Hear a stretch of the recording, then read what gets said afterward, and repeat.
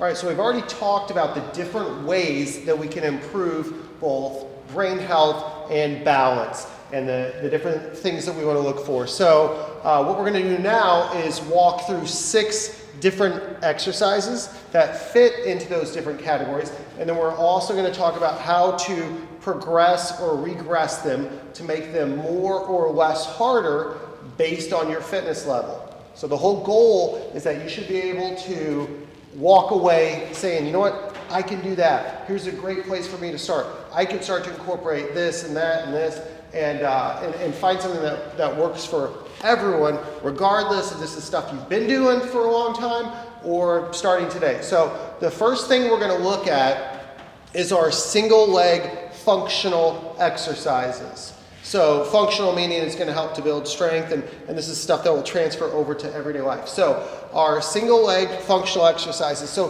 the first exercise is literally just a single leg balance exercise. So this is something that is fairly self-explanatory. Again, single leg balance. I'm literally balancing on one leg. So I would do this for however long and then switch sides and go to the other leg. This is a great exercise that would be something that you could do in the morning while you're brushing your teeth, for example. So just the standard like single leg balance exercise would be kind of a beginner level exercise that you could do to help to improve your balance. Now, if you needed to make that even a step easier, you could do it. You could also do it and just simply hang on to something. Again, if you're doing this at home, like in front of it, you could hang on to a table or a counter.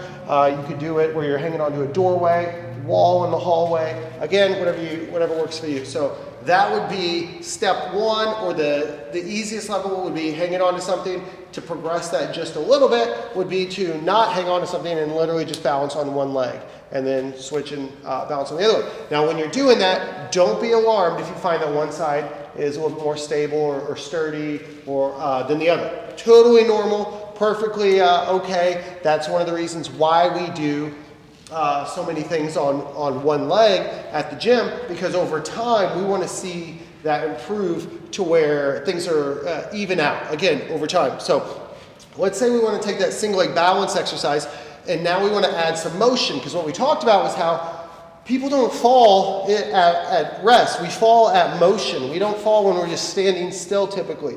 We fall when we're walking, so we want to incorporate motion. So again, just standing on one leg, well, it's a great start. That shouldn't be like the end all be all. So how we progress that a step would be by doing something I call a toe touch. Now, different levels of a toe touch it could be where I'm just reaching down, touching my knee. I'm literally just hinging at the hips from the side, you can see, just like this, down to the knee. Now, if I wanted to take this a step further, I would just come down like mid-shin. So, working on this hip hinge, but having to really balance and stabilize on this one leg. So, if I wanted to take that a step further, then I would do what I call an actual toe touch. So, where I'm coming down, tapping my toe, coming back up. So with the toe touch, again, we can vary the intensity by just going down not quite as far or a little bit further. And then we can also vary the intensity by hanging on if you need to, especially if this is new to you. Like, there's nothing wrong with that at all. Start by just hanging on and work on reaching down towards the toe. That will also be a great exercise to incorporate. So again, if you need to hang on, hang on. When you feel comfortable to where you don't have to, then don't have to. But again, we're just working on reaching across the body towards the toe. And whether that goes to the knee, the shin, or the toe, it's going to vary from person to person. So if we want to progress that a step further, we would do what we call a single leg reach. So the difference being a toe touch from the side, I'm literally reaching towards my toe, self-explanatory. A single leg reach is something similar, but instead of reaching towards the toe, I'm reaching out in front of me. So what that looks like is instead of toe touch, we're reaching forward. All right, now this is a great way that you can kind of assess your progress over time. You could start by saying, you know what, if I'm doing this at home, I'm going to start 1 foot away from a couch. and then I'm just going to reach out and touch the couch. And that might be where I start from. And then from there, we're going to step back to where now I'm 1.5 feet away from the couch. And I'm going to reach out and touch the couch. And then from there, I'm going to go back to where I'm 2 feet away from the couch. I'm going to reach out and touch the couch. And again, over time, you'll be able to find that, like, okay, if I'm 18 inches away from the couch or the chair or box or whatever it is, like I'm totally okay. Once I get beyond that, then it gets to be a lot more challenging. So again, we can vary the intensity based in the level of difficulty based on how far away we are from the object. Same rules apply, just like the single leg balance and the toe touch. If you need to, hang on to something. Totally acceptable, nothing wrong with that. It's a great way to help you kind of practice pushing yourself just outside your comfort zone. So if you need to hang on to something, or maybe stand next to something to where it's like, okay, if I start to lose my balance, I can grab on, that's perfectly fine as well. So it's one single leg functional exercise. Another one is something we call a suitcase carry. So a couple different variations of the suitcase carry. Suitcase carry is, if you're picturing in your head, you're at the airport, you're literally carrying a suitcase. We'll do the same thing with a weight here at the gym. It might be a dumbbell, it might be a kettlebell. I'm going to demonstrate with a kettlebell. If you were at home, you could use like a gallon jug of water, a paint can, fill up a backpack, fill up a suitcase. Again, pretty much anything will work. So a suitcase carry, what that looks like, just a standard suitcase carry exercise. I've got the weight at my side off my thigh, and I'm standing up nice and tall. Now, you might think, well, how does this help improve my balance? And the reason is because each step I take, there's a split second where I'm having to balance on one leg. So I have to stabilize through my core, through my hips, through my glutes, thighs, everything on the leg that's on the ground. I'm having to stabilize there and it's only for a split second. But again, it does start to help build strength and stability.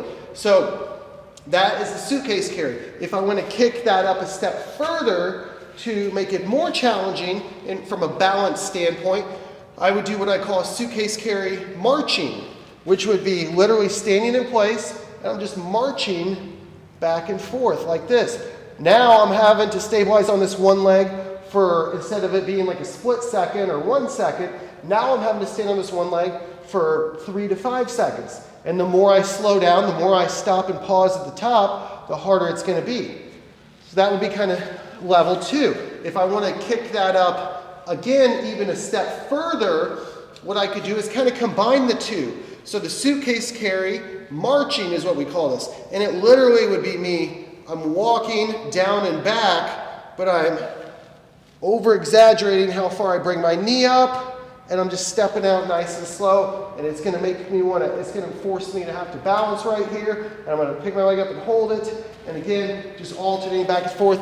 The longer you hold that, the more challenging it's going to be. So those are a couple simple examples of single leg functional exercises. And again, we've got a bunch of different levels to make it easier or harder. So I want everyone to feel like that, hey, there's something here for me that I can do. So the next group of exercises we would do is called contralateral exercises. So this is more thinking about brain health and brain function. And contralateral exercises mean I'm working my right and left side at the same time. So I'm working my right arm and my left leg, or I'm working my left arm and my right leg. Either way, so those are contralateral exercises. So a couple examples that we're going to talk about. The first one would be a bird dog. So I'll show you from the side, and it's literally down on all fours, and I'm going to take my opposite arm and leg and just reach out, come back down, reach out, come back down. Now, this is a contralateral exercise right here. Now, this also helps with your balance because you're having to force to stabilize so you're not falling all over the place. So right here, not only am I working right and left side, but it's also forcing me to stabilize through my core, which is going to help improve my balance because I'm unstable here. Now, if I want to make this more challenging, all I need to do is just narrow my base of support. By narrowing my base of support, this is going to be more challenging right here. All right, so I'm just bringing my knee towards my elbow, but again, by narrowing my base of support, it's going to be quite a bit more challenging. But again, this is a great entry-level exercise, entry-level contralateral exercise. So we got the right and left side working together. Let's just say we wanted to step it up a notch. From there, we could go to where we're now picking our knees up off the ground. Now what that looks like, again, my knees are just barely off the ground, and I'm stepping out, stepping in, stepping out, stepping in. From the side, again, step out, step in, step out, step in. So you could do, the further you reach out, the more challenging that's going to be. If you want to take that a step further, now we would do what we call a 2-point bird dog. 2-point bird dog meaning there's only 2 points of contact. So the difference is instead of stepping out and putting my hand on the ground, I'm trying to not put my hand on the ground with each step. So I'm literally, knees are off the ground, and then I am reach, and I'm stepping out with the arm and the leg. This is getting pretty advanced right there. So that's called a 2-point bird dog. So we've got the bird dog where we're down on all fours and we're just reaching with our opposite arm and leg. We have where our knees are up and we're stepping out in front of us. And then kind of a third level, we have where we don't touch our hand when we reach out. Now if you want to kick it up a fourth level, because hey, who doesn't want to do that?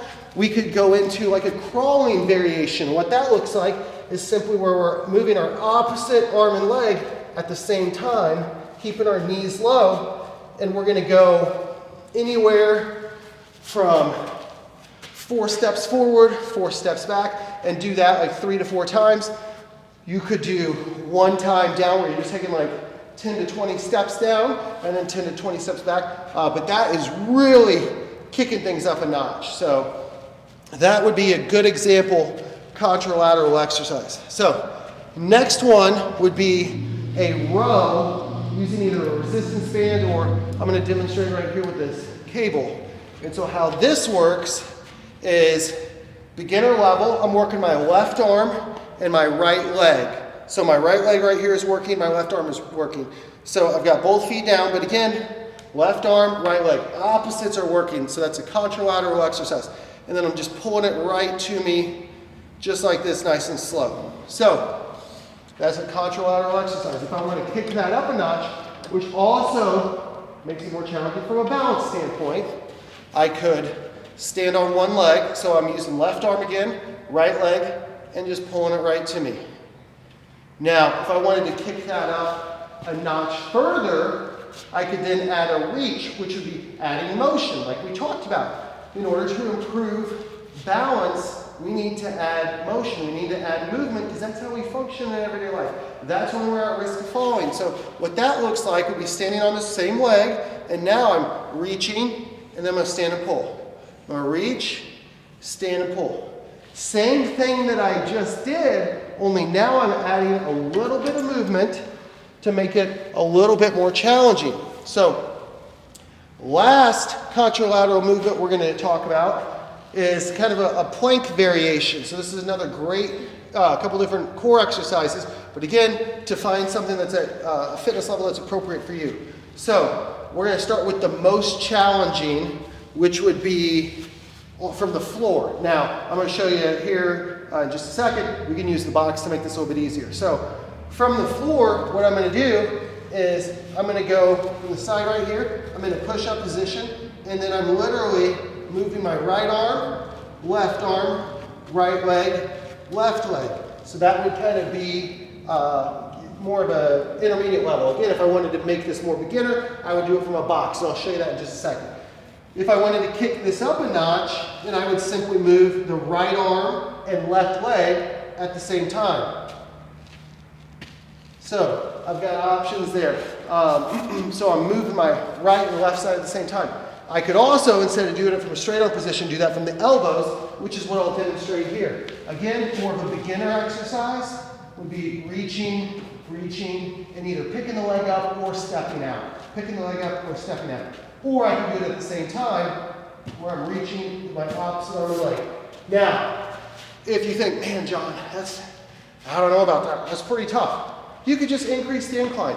Again, I could do this from a higher box, changing the angle so I'm not having to fight against gravity quite as much.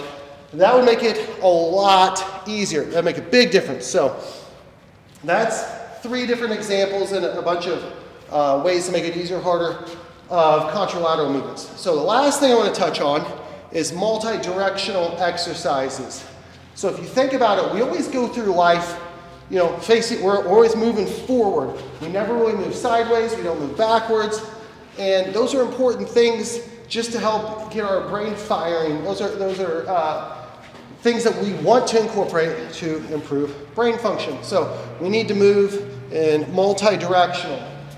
So how we would do that on the most beginner level might be something where I'm standing on one leg. So this is also going to help improve balance. So again, that's why we combine these topics.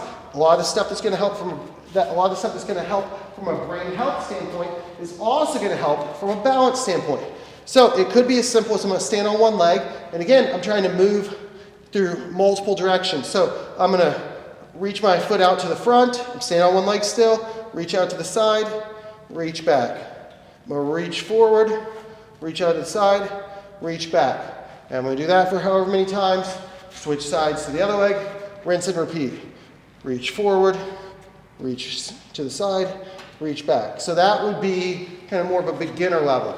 Now, if I wanted to kick it up a notch, what I could do would be to add in a little bit more of a lunge or a knee bend. Now, if you have knee issues, then there's ways to modify this.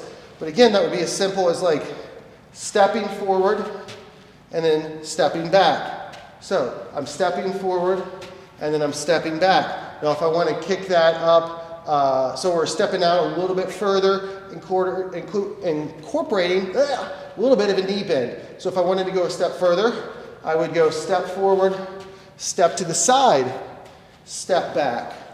All right, so that's a little bit more of a progression based on rather than just like reaching out in front. So now I'm stepping a little bit further. I'm increasing the range of motion. So if I wanted to go a step beyond that, then I could do what we call a lunge matrix, which is literally where I'm lunging forward. So I'm stepping out a lot further. I'm really increasing the range of motion. I'm bending this back leg down. So I'm stepping forward and then I'm lunging to the side and then I'm lunging backwards. And I would do that and then repeat on the other leg. And again, now we're adding a full lunge to the forward side back. So 3 things to think about, all right, to kind of wrap this up here. So 3 things to think about to make something more or less challenging. So 1, adjust the tempo. If you want to make something more challenging, slow it down, adjust the tempo. A good example would be a suitcase carry. I'm just walking, so I'm only standing on one leg for a split second. When I add that marching movement into it to where I'm having to pause for 3 to 5 seconds, that's going to make it significantly more challenging. So that's one thing you can think about. 2 would be increasing the range of motion. So we talked about like, okay, I'm only going to reach for my knee, and then I'm going to reach for my shin, and then I'm reaching all the way to the floor. As I increase the range of motion, that's going to increase the difficulty. Just like I'm barely reaching out, and then I'm lunging out. So increase the range of motion, or decrease the range of motion if you need to, in order to increase or decrease the difficulty. So we have controlling the tempo, we have adjusting the range of motion, and then our last but not least would be going from stable to unstable. So good example, I'm hanging on here for this toe touch. Now it's making it more stable, so it's easier. All right, if I don't hang on, it's now less stable because I don't have anything to support me. That's going to make it more difficult. Just like that bird dog exercise, as I narrow my stance, it gets easier or harder. So again, 3 principles to make all of these exercises easier or harder. Look at the tempo, look at the range of motion, and look at making something more or less stable. So to wrap this up, I've already mentioned, story. My grandma fell, broke her hip, and died a short while later. So she never recovered the full function. So this is a topic that's really important to me. My father fell, tore his rotator cuff. I won't even go down the rabbit hole of the problems that has caused. So, if there's one message that I want you to walk away from this, it's that regardless of where you're at, Doesn't matter if you've been exercising religiously every day or not at all. Regardless of where you're at, regardless of where you're starting from, there are things you can do to improve and to move better and to improve your balance and improve your brain function. And again, it doesn't matter where you start at. There's no such thing as it's too late. The sooner you start, the better off you're going to be, absolutely. But it's never too late.